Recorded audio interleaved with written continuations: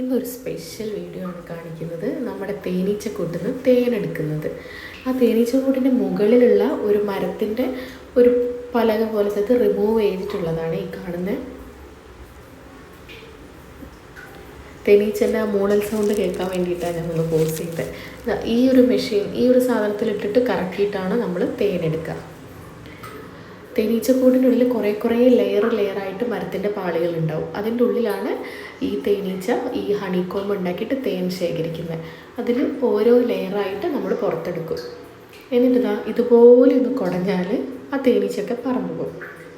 പിന്നെ ആ കോമ്പിൻ്റെ മുകൾ ഭാഗത്ത് ഉള്ള വാക്സ് ഒന്ന് ജസ്റ്റ് റിമൂവ് ചെയ്യണം.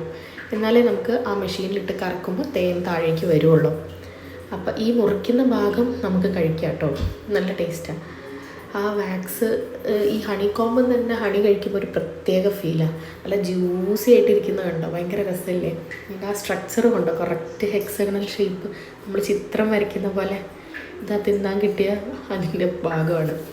പിന്നെ ഈ മെഷീനിൽ അത് അറേഞ്ച് ചെയ്തിട്ട് ഇങ്ങനെ കറക്കി കൊടുക്കാം.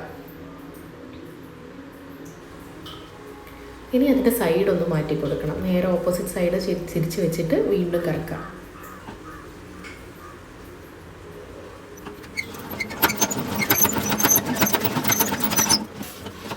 ഇപ്പോൾ സൂക്ഷിച്ച് നോക്കിയാൽ അടിയിൽ കുറച്ച് തേൻ ഇങ്ങനെ വരുന്നത് കാണാം. ഇവിടെ കുറേ കാഴ്ചക്കാരുണ്ട്, അവരും ഈ തേനെടുക്കുന്നൊക്കെ കണ്ടുകൊണ്ടിരിക്കുകയാണ്. ഇനി അതിലൊരാൾ ഹെൽപ്പറായിട്ട് കൂടിയിട്ടുണ്ട്, അവനാണ് ഇപ്പോൾ തിരിച്ചുകൊണ്ടിരിക്കുന്നത്. ഇങ്ങനെ ആവശ്യത്തിനുള്ളൊക്കെ തേനൊക്കെ എടുത്തു കഴിഞ്ഞാൽ പിന്നെ നമുക്ക് ഈ അടകളൊക്കെ തിരിച്ച് വയ്ക്കാം. ഏറ്റവും താഴത്തെ ലെയർ നമ്മൾ ഡിസ്റ്റർബ് ചെയ്യില്ല, അവിടെയാണ് ഈ തേനീച്ചകളെ ബേബീസൊക്കെ ഉണ്ടാവുക. ബാക്കിയൊക്കെ തിരിച്ച് അതേപടി നമ്മൾ ഈ ഹണിക്കോംബൊന്നും ഡിസ്റ്റർബ് ചെയ്യില്ല കേട്ടോ. കറങ്ങിക്കഴിഞ്ഞാൽ ആ തേൻ മാത്രമേ വരുള്ളൂ. തിരിച്ച് കോംബ് അതിൻ്റെ ഉള്ളിലേക്ക് വെക്കുക, പിന്നെ അരിച്ചിട്ടെടുക്കുക. ഭയങ്കര ടേസ്റ്റാണ്.